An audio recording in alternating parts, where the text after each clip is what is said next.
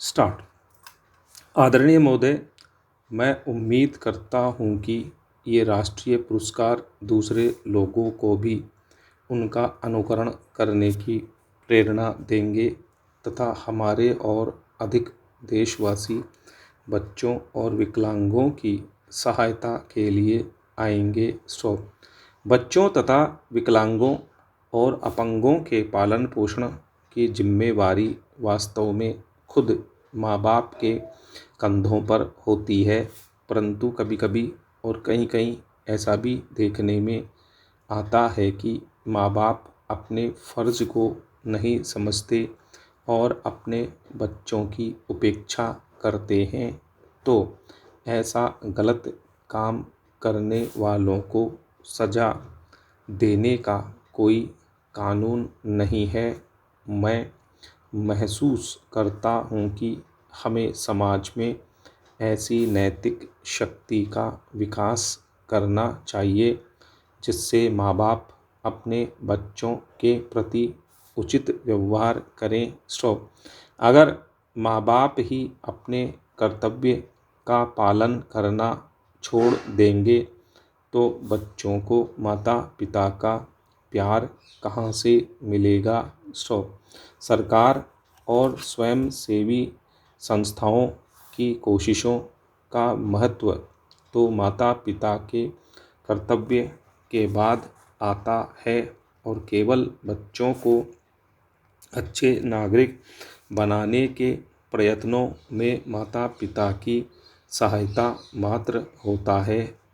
अंत में मैं आपसे अनुरोध करूंगा कि आप नई लगन के साथ बच्चों और विकलांगों के कल्याण के काम में लग जाएं। मैं समाज कल्याण मंत्री को मुझे इस समारोह में आमंत्रित करने के लिए धन्यवाद देता हूँ। प्राय कहा जाता है कि स्वास्थ्य ही सब कुछ नहीं है, लेकिन स्वास्थ्य के बिना हर चीज़ बेकार है। जब तक लोगों के स्वास्थ्य के दर्जे में सुधार न हो तब तक सामाजिक आर्थिक विकास नहीं हो सकता और न ही आत्मिक विकास ही संभव है। इस उद्देश्य को लेकर सरकार ने लोगों के स्वास्थ्य में सुधार लाने के लिए कई उपाय किए हैं। इनमें पीने का शुद्ध जल, सफाई, पौष्टिक आहार और मकान की सुविधाएं मुहैया कराना भी शामिल है। कुछ एक मुख्य क्षेत्रों में विकास के लिए सरकार ने संशोधित 20 सूत्री कार्यक्रम को भी अपनाया है। चिकित्सा, सार्वजनिक स्वास्थ्य और परिवार कल्याण के क्षेत्र में खास लक्ष्यों को हासिल करने के लिए अनेक केंद्रीय तथा राज्य स्वास्थ्य कार्यक्रम लागू किए जा रहे हैं। इसमें संदेह नहीं कि इस जैसे संस्थान लोगों के स्वास्थ्य को बेहतर बनाने के उद्देश्य को प्राप्त करने में सरकारी एजेंसियों की बहुत मदद कर सकते हैं। अपनी बात पूरी करने से पहले मैं तपेदिक के प्रश्न पर आपका ध्यान दिलाना चाहूँगा। यह माना जाता है कि हमारे देश में लगभग 10 करोड़ लोग तपेदिक से पीड़ित हैं। सरकार ने 20 सूत्री कार्यक्रम में इस बीमारी को शामिल किया है और वह इस पर काबू पाने के लिए कई उपाय कर रही है, क्योंकि यह बीमारी दमा और फेफड़ों के कैंसर जैसी बीमारियों के अधिक नज़दीक है। इसलिए इस प्रतिष्ठान को तपेदिक पर काबू पाने और इसे ख़त्म करने के उपायों पर ध्यान देना चाहिए। मैं उम्मीद करता हूँ कि इमारत तैयार हो जाने पर यह प्रतिष्ठान ज़रूरतमंद लोगों की अधिक से अधिक सहायता कर सकेगा और उन लोगों की सेवा कर सकेगा जो यहाँ सहायता और राहत के लिए आएंगे। पैरा महोदय, आज की बहस के दौरान मैंने हाल की घटनाओं के प्रति जो चिंता देखी है, उससे यह आशंका प्रकट होती है कि यदि पड़ोसी देश द्वारा भारत पर हमला किया गया तो हम उसका मुकाबला करने के लिए तैयार नहीं होंगे। स्टॉप। सीमा पर हाल में हुई घटनाओं की संख्या और खासकर एक बड़े मुल्क द्वारा दी जा रही सैनिक सहायता को देखते हुए निसंदेह यह आशंका सही लगती है। स्टॉप। यह बिल्कुल सही है कि एक बड़े देश से आने वाली सैनिक सहायता से आज भारत की सुरक्षा प्रभावित हुई है और इसलिए हमें इस बात को ध्यान में रखते हुए ही इस स्थिति पर विचार करना है। स्टॉप।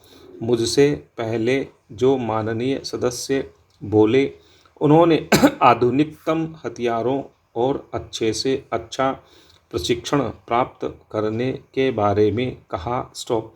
इसका सही मतलब क्या है? स्टॉप। मैं सोचता हूँ कि युद्ध के उपकरणों में जितनी उन्नति हुई है उतनी और कहीं नहीं हुई है। स्टॉप। इसका नवीनतम और अंतिम उदाहरण परमाणु बम या हाइड्रोजन बम है। स्टॉप। यही इस प्रक्रिया की चरम सीमा है। स्टॉप। इसका मतलब है कि संसार की दो बड़ी ताकतों को छोड़कर और कोई देश पर्याप्त रूप से सुरक्षित नहीं है, क्योंकि उन्हीं दोनों के पास काफ़ी परमाणु बम हैं। स्टॉप। तब किसी देश की समुचित सुरक्षा की जांच कैसे की जाए? स्टॉप। पैरा। साफ है कि यदि कोई ऐसा देश जिसके पास परमाणु बम है भारत पर हमला करना चाहे तो सैनिक दृष्टि से हम बहुत कम सुरक्षित हैं। स्टॉप। हो सकता है कि एटम बम के इस खतरे का सामना हम अन्य बातों से कर सकें, क्योंकि जिस देश में जीवन शक्ति, ताकत और एकता है, जो देश आत्मसमर्पण नहीं करेगा, चाहे कुछ भी हो, उसे कभी हराया नहीं जा सकता। स्टॉप। इसलिए मैंने प्रायः कहा है कि एटम बम का असली जवाब अन्य क्षेत्रों में निहित है। स्टॉप।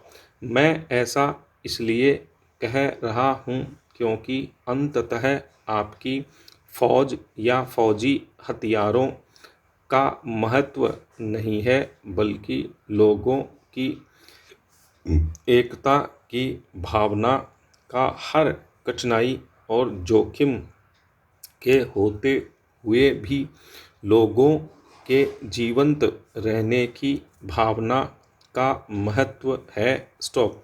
यदि मुझे भारत पर भरोसा है तो यह भरोसा अन्य बातों के अलावा अपने लोगों की एकता और हिम्मत पर है। स्टॉप। यदि यही कमज़ोर है तो फिर चाहे कितने ही टैंक या हवाई जहाज़ झोंक दें, कोई फ़र्क नहीं पड़ेगा। स्टॉप। टेक्नोलॉजी में इतनी तेज़ी से तरक्की हुई है कि अगर दुर्भाग्य से भविष्य में कोई बड़ा युद्ध हो तो शायद युद्ध कला के बारे में पहली लिखी गई हर एक किताब और पिछले युद्धों में इस्तेमाल किया गया हर एक हथियार पुराना लगेगा। स्टॉप।